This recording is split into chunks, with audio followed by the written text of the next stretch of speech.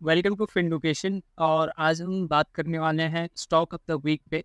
और ये स्टॉक कौन सा है उस पे हम लोग डिटेल में चर्चा करेंगे। और इस स्टॉक को हम लोग फंडामेंटली भी देखेंगे एंड टेक्निकल एनालिसिस के पर्सपेक्टिव से भी देखेंगे। तो हम लोग का स्टॉक कौन सा रहने वाला है वो आज मैंने चूज किया है हिंदुस्तान यूनिलीवर का। तो सबसे पहले हम लोग हिंदुस्तान यूनिलीवर का फंडामेंटल एनालिसिस कर लेंगे। और उसके बाद हम लोग यहाँ पे देखेंगे कि क्या यहाँ पे करेक्ट अपॉर्चुनिटी बन रही है बाई करने का, कि अभी यहाँ पे वेट करना चाहिए। तो अगर हम लोग हिंदुस्तान यूनिलीवर लिमिटेड की बात करें तो इसका मार्केट कैप 6,99,614 के आसपास चल रहा है। ठीक है, करंट प्राइस 2,978 है। हाई लो इसने 2,990 एंड 2,170 लगाया है। स्टॉक पी इसका 67.7 है। ठीक है, काफ़ी हाई पी है और बुक वैल्यू 218 के आसपास है। डिविडेंड इसने 1.41% के हिसाब से दिया है। नीचे अगर हम लोग यहाँ पे देखें तो ये 1 ईयर में ये अप में ही जा रहा है। ठीक है, इसका ट्रेंड अप में ही है। और अगर हम लोग 3 ईयर्स में देखते हैं तो फिर ये ठीक है, थोड़ा बहुत यहाँ पे ऊपर नीचे हुआ, उसके बाद फिर ये अप में जा रहा है। और मैक्स में अगर हम लोग यहाँ पे देखें तो मैक्स में ऑफ कोर्स ये अपने ऑल टाइम हाई पे ही ट्रेड कर रहा है। ठीक है, अब हम लोग अगर यहाँ पे नीचे आके यहाँ पे देखें कि इसका प्रोस एंड कॉन्स क्या है, तो इसमें इसकी खास बात ये है कि कंपनी ऑलमोस्ट डेट फ्री है। और कंपनी ने हेल्दी डिविडेंड पे आउट किया है जो कि 92.2% के हिसाब से है। ये बहुत बढ़िया। कॉन्स में क्या है कि अपने ये जो है अपने बुक वैल्यू से 13.7 टाइम्स से ज़्यादा ट्रेड कर रहा है। और यहाँ पे कंपनी का सेल्स ग्रोथ कम है, जो कि 9.5% है पिछले 5 सालों में। तो प्रोस एंड कॉन्स हम लोग ने यहाँ पे देख लिया। अगर हम लोग यहाँ पे पीयर कंपैरिजन करें तो इसका सेक्टर जो है वो एफएमसीजी सेक्टर है और इसका इंडस्ट्री जो है पर्सन केयर मल्टीनेशनल में है। अगर हम लोग बात करें कि ये अपने सेक्टर में कहाँ पे फॉल करता है, तो ये अपने सेक्टर का लीडर है, यानी फर्स्ट रैंक पे ये आता है हिंदुस्तान यूनिलीवर। उसके बाद जो है कोलगेट पामोलिव आता है एंड पीएनजी हाइजीन आता है। फिर फोर्थ में जिलेट इंडिया आता है। तो अपने टॉप में ये है अभी। चलिए बात करते हैं क्वार्टरली रिजल्ट्स में कि क्वार्टरली रिजल्ट्स में क्या हो रहा है। तो क्वार्टरली रिजल्ट्स में अगर हम लोग यहाँ पे देखें तो जून में इसका जो सेल्स है वो 15,707 हुआ, जबकि मार्च 2024 में 15,210 हुआ। स्लाइटली यहाँ पे इंक्रीज हुआ है। एक्सपेंसेस में 11,675 से 11,965, ठीक है, ये भी इंक्रीज हुआ है। ऑपरेटिंग प्रॉफिट की अगर हम लोग बात करें तो 3,535 से ये 3,742 हो गया, जो कि इंक्रीज हुआ है। ऑपरेटिंग प्रॉफिट मार्जिन अगर देखें तो ये पिछले क्वार्टर में मार्च 2024 में 23% था और अभी जून में ये 24% के हिसाब से चल रहा है। चलिए, अब इसका अगर हम लोग पीबीटी यानी प्रॉफिट बिफोर टैक्स देखेंगे तो वो 3,419 के हिसाब से ये मार्च 2024 में था और अभी जो है ये 3,529 हो गया, यानी पीबीटी भी यहाँ पे इंक्रीज हुआ है। और इन्होंने जो टैक्स पे किया है वो पिछले क्वार्टर में 25% किया था और अभी रिसेंट क्वार्टर में ये 26% के हिसाब से किए हैं। नेट प्रॉफिट की बात करें तो 2,561 है और अभी ये जो है 2,612 हो चुका है, जो कि इंक्रीज हुआ है। ईपीएस अगर हम लोग देखें तो पिछले क्वार्टर में 10.89 था, जबकि अभी 9.11 ये हो चुका है। और अगर हम लोग यहाँ पे ध्यान से देखें तो इसका ईपीएस जो है मेरे ख्याल से ये ऑल टाइम हाई पे अभी ये चल रहा है। ठीक है, तो ओवरऑल अगर हम लोग इसका क्वार्टरली रिजल्ट देखें जो कि प्रॉफिट एंड लॉस में देख रहे हैं तो यहाँ पे अच्छा यहाँ पे इसका रिजल्ट आया है, ये कहा जा सकता है। ठीक है, अगर हम लोग यहाँ पे पीएनएल का ईयर ऑन ईयर पे बेसिस पे अगर हम लोग उसको कंपेयर करें तो मार्च 2023 में इसका सेल्स 60,580 था और अभी 61,896 हो गया, यानी सेल्स इसका इंक्रीज हुआ है। ऑपरेटिंग प्रॉफिट 14,147 से 14,659 हो गए, ये भी इंक्रीज हुआ है। और यहाँ पे पीबीटी जो है इसका प्रॉफिट बिफोर टैक्स वो 13,344 से 13,926 हो गया है। नेट प्रॉफिट 10,143 से 10,282 हो गया है और इसलिए डिविडेंड पे आउट जो है उसका काफ़ी इंक्रीज हुआ है, 91% से 96% इसका हो चुका है। ठीक है, अगर हम लोग यहाँ पे इसका बैलेंस शीट अगर हम लोग यहाँ पे देखें तो बैलेंस शीट में एक बात यही ध्यान में देना होता है कि इसका रिजर्व और बोरोइंग का क्या कैसा है। तो रिजर्व में इसके मार्च 2024 में 50,983 है, जबकि बोरोइंग्स 1484 है। ठीक है, ऐसे ही अगर पिछले साल का देखा जाए तो मार्च 2023 में इसका रिजर्व जो है वो 50,069 था और अभी बोरोइंग जो है 1219 था यहाँ पे। तो बोरोइंग स्लाइटली इंक्रीज है, बट उसके हिसाब से रिजर्व भी यहाँ पे इंक्रीज हुआ है। ठीक है, कैपिटल फिक्स एसेट में ठीक है 53,744 है, और कैपिटल वर्क इन प्रोग्रेस आप यहाँ पे देख सकते हैं जो कि 1025 है। चलिए, अब अगर हम लोग यहाँ पे नीचे इसका देखें तो इसका कैश फ्रॉम ऑपरेटिंग एक्टिविटी जो है वो 15,469 हुआ है, जबकि पिछले साल सिर्फ 9,991 था। ये अच्छी बात है। कैश फ्रॉम इन्वेस्टिंग एक्टिविटी ये -5324 पे चल रहा है, और कैश फ्रॉम फाइनेंसिंग एक्टिविटीज -1034 पे चल रहा है। बट अगर ओवरऑल हम लोग यहाँ पे इसका नेट प्रॉफिट देखें तो ये 111 पे है। चलिए, रेशियोज में अगर हम लोग आए तो इसका डेटर डेज 19 जो था 19 डेज का था, वो अभी मार्च 2024 में ये 18 डेज का हो चुका है। इन्वेंट्री डेज जो है 55 से 55 ये सेम ही है। डेज पेबल 123 से 143 हो गया, ये इंक्रीज हुआ है। ये कैश कन्वर्जन साइकिल में -50 पहले चल रहा था और अभी ये -70 हो चुका है। और इसका return on capital employed ROCE अगर हम लोग देखें तो ये सेम है 27% के हिसाब से ये। अब मेन आ जाता है कि यहाँ पे शेयर होल्डिंग पैटर्न इसका क्या कैसा है। तो प्रोमोटर जो है मार्च 2024 में इनका 61.90 था, और अभी भी प्रोमोटर सेम यहाँ पे रखे हैं अपना स्टेक, जो कि 61.90% है। FII 12.67% से ये 11.87%, यानी FII ने अपना स्टेक यहाँ पे थोड़ा सा डिक्रीज किया है, बट DII ने उसको कंपनसेट किया, और 13.21% से ये 14.09% हो चुके हैं DII। गवर्नमेंट ने भी अपना यहाँ पे स्टेक इंक्रीज किया है, जो कि 0.04% से 0.05% हो चुके हैं। नंबर ऑफ और पब्लिक में 12.19% से 12.11% हो चुका है, यानी पब्लिक ने अपनी स्टेक यहाँ पे डिक्रीज किया है। तो ये है ओवरऑल हम लोगों ने इसका यहाँ पे फंडामेंटल देखा। फंडामेंटल देखने के हिसाब से इसका रिजल्ट अच्छा आया है। ठीक है, अब ऑपरेटिंग प्रॉफिट सही है, नेट प्रॉफिट सही है, इसका EPS सही है।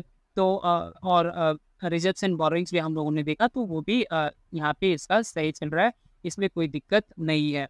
तो फंडामेंटली ठीक है, ये स्टॉक अच्छा है क्योंकि ये निफ्टी 50 में भी फॉल करता है, ये लार्ज कैप स्टॉक है। तो अभी हम लोग यहाँ पे चलते हैं और यहाँ पे इसका एक बार टेक्निकल एनालिसिस देख लेते हैं। तो टेक्निकल एनालिसिस में अगर हम लोग यहाँ पे देखें तो मैंने यहाँ पे मंथली टाइम फ्रेम का चार्ट लगाया है हिंदुस्तान यूनिलीवर का।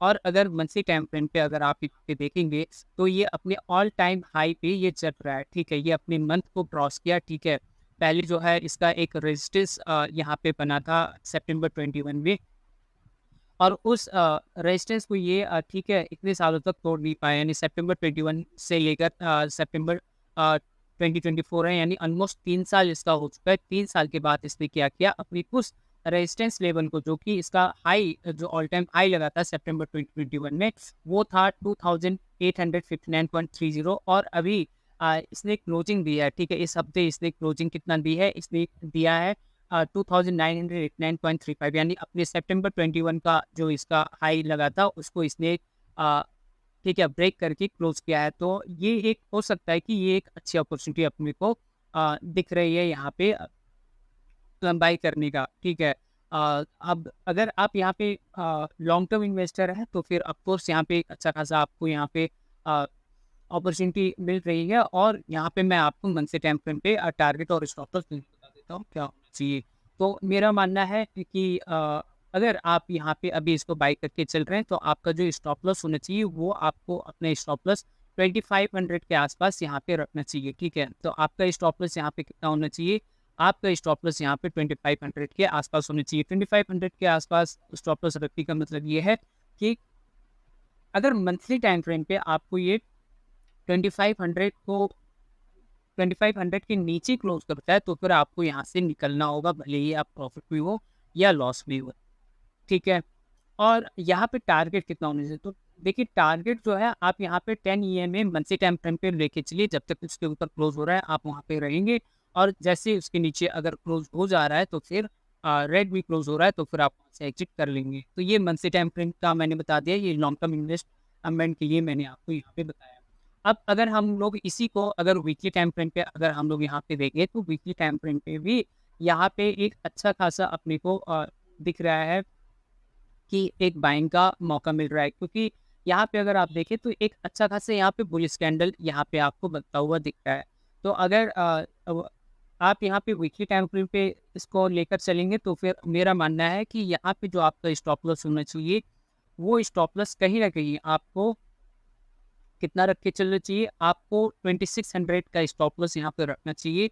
और यहाँ पे टारगेट कितना रहना चाहिए, तो टारगेट देखिए, टारगेट तो आपके हाथ में डिपेंड है कि आप कितने से खुश हैं।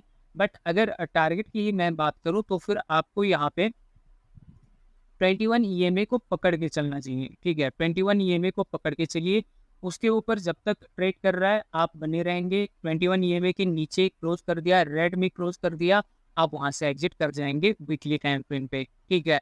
तो ये हमने वीकली टाइम फ्रेम पे भी बात करी। अब हम लोग यहाँ पे चलते हैं डेली टाइम फ्रेम पे क्या हो रहा है। तो डेली टाइम फ्रेम पे अगर आप यहाँ पे देखेंगे तो ऑफ कोर्स ये कहीं न कहीं क्या हुआ कि इसका जो रेजिस्टेंस बना था उसी रेजिस्टेंस को इसने सपोर्ट बनाया, ठीक है? उसी रेजिस्टेंस को इसने सपोर्ट बनाया और जैसे ही वो सपोर्ट बना उसके बाद ये जो है ये भाग गया। मैं आपको यहाँ पे बता देता हूँ, डिटेल में बताता हूँ।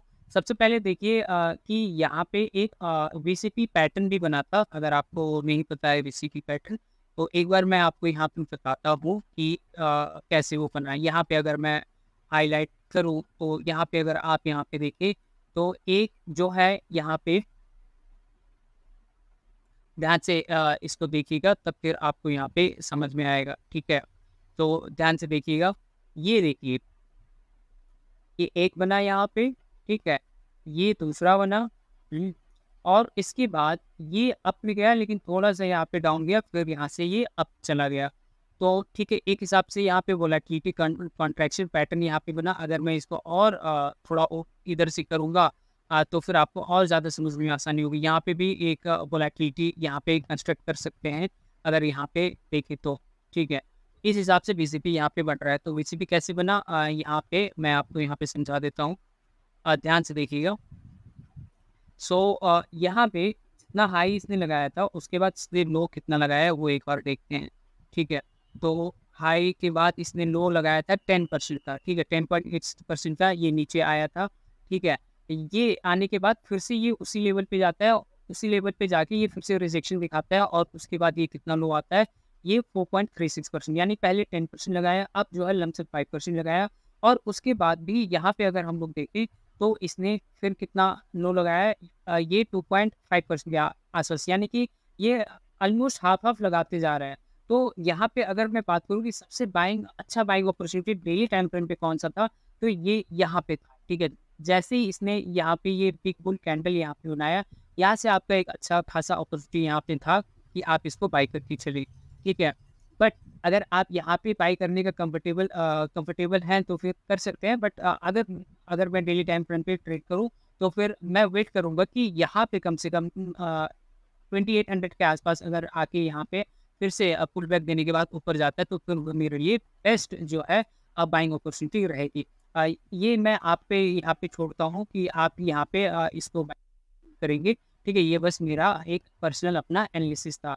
अगर मान लीजिए यहाँ पे 2800 के आसपास आता है और वहाँ से पुल बैक देता है, बुलिश कैंडल बनता है, तो फिर ऑफकोर्स वहाँ वहाँ से आपको बाय करके चलना चाहिए।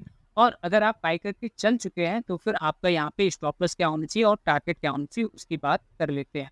तो देखिए, स्टॉप लॉस जो है आपका यहाँ पे इस 50 एसएमए को आप स्टॉप लॉस मान के चलिए। जब तक 50 एसएमए के ऊपर चल रहा है आप बने रहेंगे और जैसे ही उसके नीचे जाएगा आप यहाँ से एग्जिट हो जाएँगे, ठीक है? बस सिंपल सा रूल यही है यहाँ पे।